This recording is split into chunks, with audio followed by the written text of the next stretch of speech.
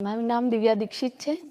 મારે gym start કરતાં પહેલાં મને બહુ બધી પ્રોબ્લેમ્સ હતી, જેમ કે મોર્નિંગ સિકનેસ, ની પેન, વેટ બી વધારે હતું, જેના લીધે મને બહુ તકલીફ રહેતી હતી.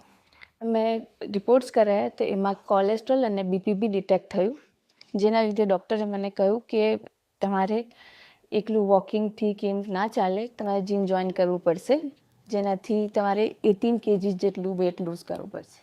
મેં જીમ સ્ટાર્ટ કરતાં પહેલાં મારે 78 kg વેટ હતું અને હમણાં 3 મહિના પછી મારે 68 kg વેટ છે, એટલે 10 kg જેટલું મારું વેટ લોસ થયું છે.